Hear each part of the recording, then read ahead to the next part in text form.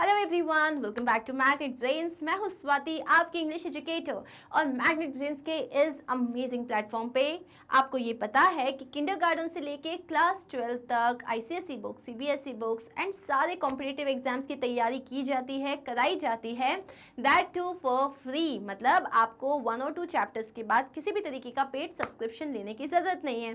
So isn't that a great news? Also YouTube पे तो you can find the videos, but कभी कभी search करने में टाइम लग जाता है। So the best way is कि इधर you can download our app, Magnet Brains का ऐप अवेलेबल है, और you can even go to our website जहाँ पे everything is lined up in the most organised way, और आपको बिना कोई टाइम वेस्ट किए सारे वीडियोज इजीली अवेलेबल हो जाएंगे। Now, on this note, we are going to start with class 6 engaging English book, जो कि हमारी इंग्लिश लिटरेचर की बुक है, उसका 11th unit, which is a poem which is kind of inspiring, जो आपको इंस्पायर करती है, जो आपको बहुत कुछ सिखाती है। And the name of the poem is the village black Smith. Black Smith कौन होता है? लोहार, जो कि आयरन जो होता है, आयरन की चीज़ों से अलग अलग चीज़ें बना। So he is a very important part of the society just like others. अब ये विलेज ब्लैक स्मिथ जो है, ये किस तरीके से हमारे पोएट को इंस्पायर करता है, वो इसके बारे में क्या सोचते हैं। एक बहुत ही रेगुलर सा विलेज ब्लैक स्मिथ है, और उसकी लाइफ के बारे में, मतलब वो कैसे रहता है, उसका दिन कैसे जाता है, लोग उसको किस तरीके से जो है ऑब्जर्व करते हैं, और किस तरीके से उसकी लाइफ में, मतलब उसका काम इम्पॉर्टेंट है, एट द सेम टाइम उसकी फैमिली कितनी इम्पॉर्टेंट है, यही सारा बताया है हमको इस पोएम में। So now before we start our poem, we'll read something about our poet, who is Henry Wadsworth Longfellow. So he was with us from 1807 to 1882, and he was an American poet and educator. So he was a teacher as well, an American poet. His well-known poems include Paul Revere's Ride and the Song of Hiawatha. और इसको हियावाथा भी बोलते हैं, both pronunciations are correct. He is the only American poet to have a statue displayed in the Poets' Corner in Westminster Abbey in England. So ये सिर्फ एकमात्र ऐसे poet हैं जिनकी एक स्टेच्यू डिस्प्ले है। कहाँ पे? Westminster Abbey in England. Abbey मतलब एक चर्च एरिया होता है, वहाँ पे जो पोएट्स कॉर्नर है, वहाँ इनकी एक स्टेच्यू भी बनाई गई है। And he is a loved poet, उन्हें काफ़ी ज़्यादा पसंद किया जाता है। जब आप इस पोम को पढ़ोगे ना, you will also start feeling respect for this poet. अब before we start the poem, we have some overview. Have you ever seen a blacksmith at work? आपने कभी भी किसी लोहार को काम करते हुए देखा है? आपने देखा होगा, you know, they wear those glasses, वो ग्लासेस पहनते हैं क्योंकि जब उनको लोहे को काटना होता है तो उसमें से बहुत सारे स्पार्क्स निकलते हैं, which is not good for our eyes, लेकिन उसको देखने में बहुत मज़ा आता है। ऐसा लगता है कि यू नो फायर क्रैकर्स हैं बहुत सारे। अ black Smith shapes iron into something useful and strong. So black Smith जो होता है वो आयरन को किसी यूजफुल चीज़ में, किसी स्ट्रॉन्ग चीज़ में जो है चेंज कर देता है। Read the poem to find out how the blacksmith's life of hard work and honesty can be an inspiration to us. तो अब हम ये जो पोम पढ़ रहे हैं, इसमें पोएट हमें बताना चाह रहा है कि किस तरीके से ये जो पर्सन है, ये जो ब्लैक स्मिथ है, इसकी जो लाइफ है जिसमें वो इतना हार्ड वर्क कर रहा है, एट द सेम टाइम वो इतना ऑनेस्ट है, वो हमारी लाइफ को किस तरीके से इंस्पायर करता है। Clear? So let's start. Under a spreading chestnut tree, the village smithy stands. The smith, a mighty man he is he, with large and sinewy hands, and the muscles of his brawny arms and are strong as iron bands.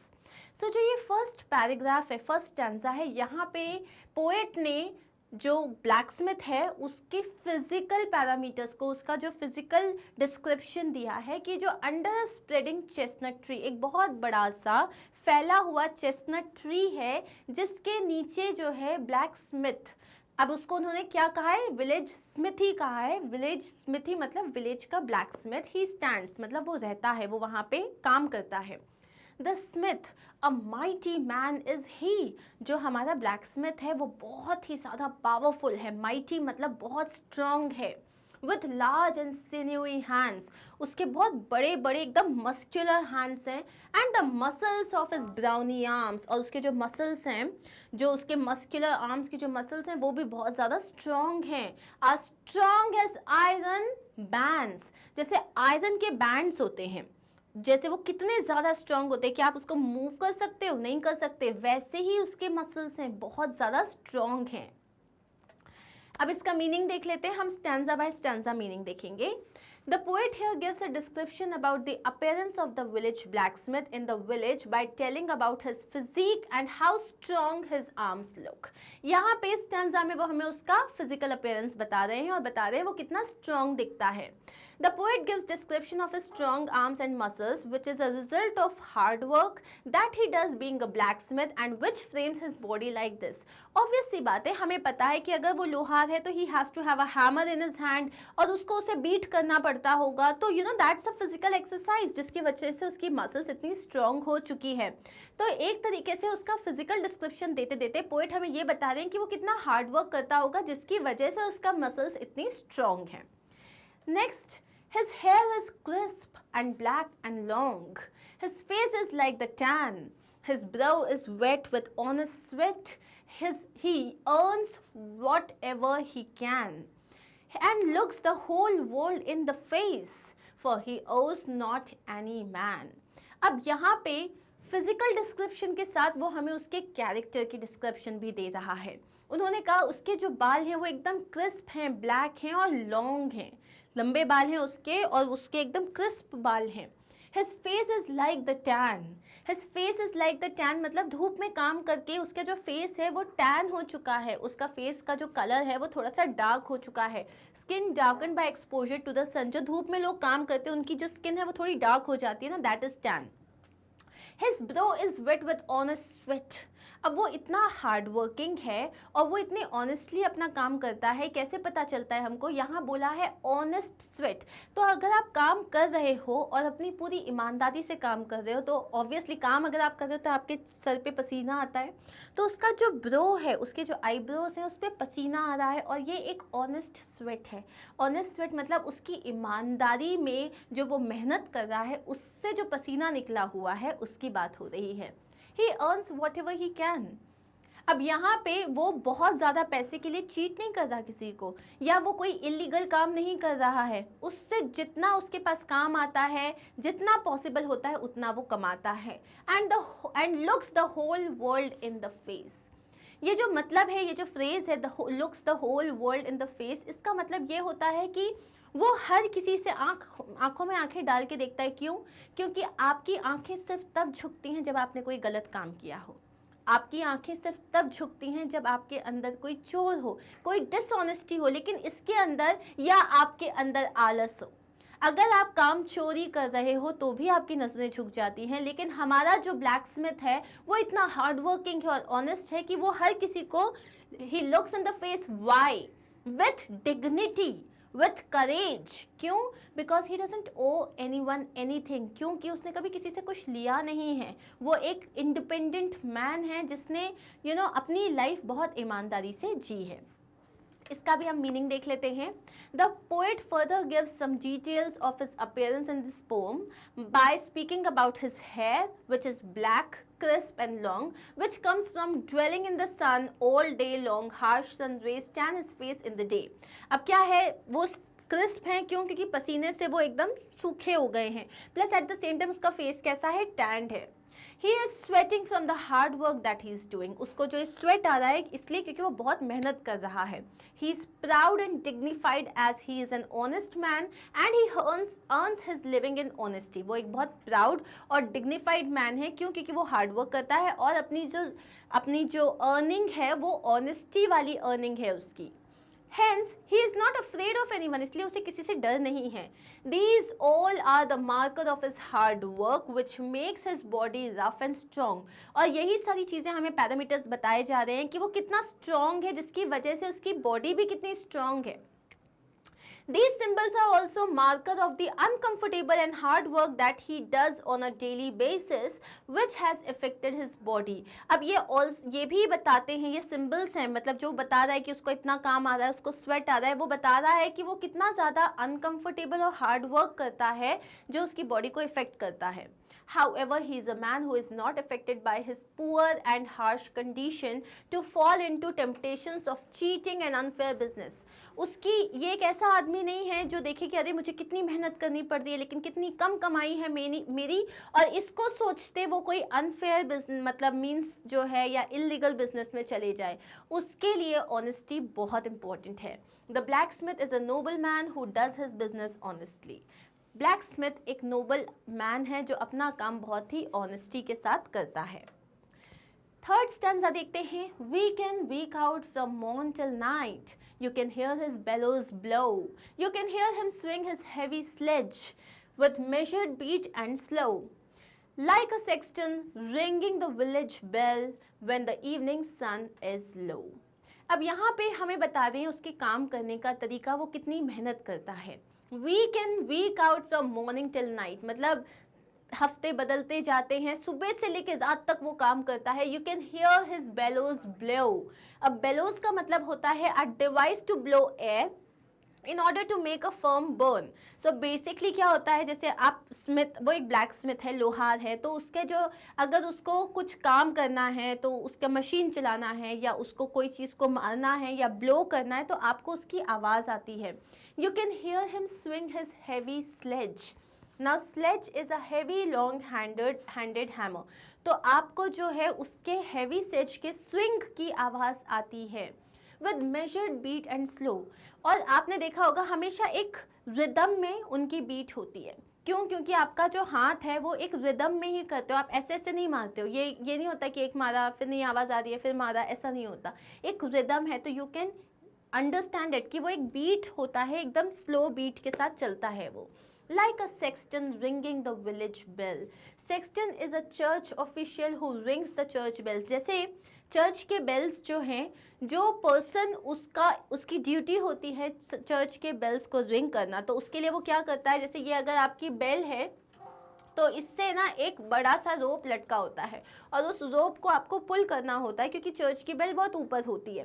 तो जैसे एक Sexton जो है एक rhythm के साथ जो है चर्च की बेल को रिंग कर रहा होता है, उसी तरीके से जो हमारा ब्लैक स्मिथ है उसके जो स्लेज है वो उसको मेजर्ड बीट के साथ ब्लो करता है. When the evening sun is low. So ये when the evening sun is low मतलब जब शाम होती है तब चर्च की बेल्स हमेशा रिंग करती हैं, उसी के बारे में बता रहा है. तो यहाँ हम मीनिंग देख लेते हैं इसका. यहाँ इसका मीनिंग है the poet now speaks how hard the village black Smith works day and night. अब इसमें वो बता रहा है कि वो कितनी ज़्यादा मेहनत करता है with his bellow and tools. अपने बेलो के साथ, अपने टूल्स के साथ वो कितनी मेहनत करता है. One can hear the blows from his bellow. एक को जो ब्लो करते हैं उसकी ब्लो की आवाज़ आ सकती है. And him dragging his heavy slate. और वो जो अपना जो हैवी स्लेट ड्रैग करता है उसकी भी आवाज़ आ सकती है. He dwells from the sunrise to sunset every day. वो सुबह से लेकर शाम तक रोज़ काम करता है. Next answer. And children coming home from school look in at the open door. They love to see the flaming forge and hear the bellows roar and watch the burning sparks that fly like chaff from a threshing floor. अब यहाँ बात हो रही है कि बाकी लोग उसे कैसे देखते हैं, स्पेशली किड्स की बात हो रही है यहाँ पे. And children coming home from school. बच्चे जब घर जाते रहते हैं स्कूल से तब क्या है बीच में इसकी शॉप आती है. Look in at the open door. और इनका जो दरवाज़ा है शॉप का वो ओपन रहता है तो वो उस ओपन डोर से ब्लैक स्मिथ को काम करते हुए देखते हैं.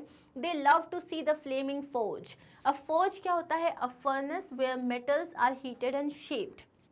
तो ब्लैक स्मिथ जहाँ काम करता है वहाँ पे हमेशा एक फर्नेस होता है, भट्टी होती है वहाँ पे, जिसमें आप ना मेटल को, जैसे अगर आपको ट्विस्ट करना है, आयरन को अगर आपको ट्विस्ट करना है तो पहले आप उसको गर्म करते हो ताकि उसमें सॉफ्टनेस आ जाए, फिर आप उसको डिफरेंट शेप देते हो. तो वो जो है उस फ्लेमिंग फोर्ज को देखते हैं. And here the bellows roar. और वो बेलोज को एकदम जिसमें से जोर जोर से आवाज़ें आ रही है वो उस चीज़ को सुनते हैं. And watch the burning sparks that fly. और उसके बाद क्या है, जब अगर वो कोई चीज़ को काट रहे हैं, तो जैसे मैंने आपको बताया था कि जो ब्लैकस्मिथ होते हैं जब वो मशीन चलाते हैं तो उसमें से बहुत ज़्यादा चिंगारी निकलती है। सो वो चिंगारी को देखते हैं वो सारे बच्चे, और वो चिंगारी कैसी लगती है, जैसे कि like chef from a threshing floor. मतलब यहाँ पे जैसे कि अगर धान जो होता है, जो गेहूं होता है उसका धान होता है, तो जब उसको गेहूं से गेहूं से अलग किया जाता है तो वो कैसे हवा में उड़ता हुआ दिखाई देता है। तो चैफ क्या होता है, the outer covering of seeds of grain. तो वो भी वैसा ही, ऐसा लगता है कि हर जगह जो है स्पार्कल्स हो रहे हैं, वो वैसा ही दिखाई देता है। अब इसका मीनिंग क्या है, the poet is speaking about how children are mesmerised by his work. बच्चे कैसे उसके काम को देख के एकदम जो है सरप्राइज्ड हो जाते हैं। They are excited to look through the open door to see the sparks flying from the flames and his bellow hitting the metal.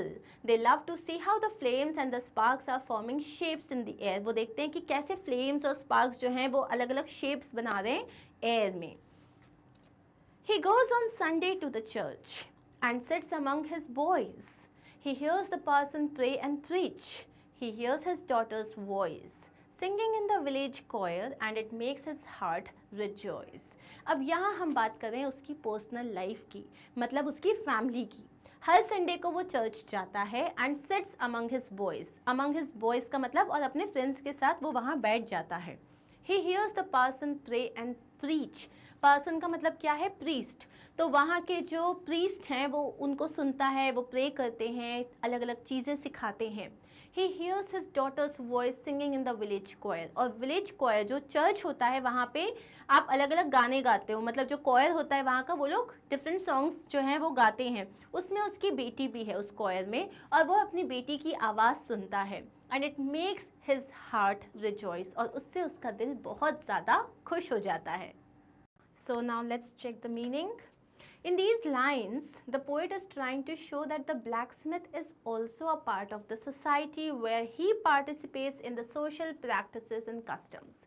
यहाँ वो ये बताना चाहते हैं कि ब्लैक्समिथ भी सोसाइटी का ही एक हिस्सा है, उसकी भी एक फैमिली है, वो भी सोशली इन्वॉल्व होता है लोगों के साथ, चर्च जाता है, वहाँ उसकी जो डॉटर है वो स्क्वायर का एक पार्ट है जहाँ पे वो उसके गाने को सुनता है, बहुत खुश होता है। He goes to the church on Sundays and sits with his friends. He watches his daughter singing in the choir and he feels happy.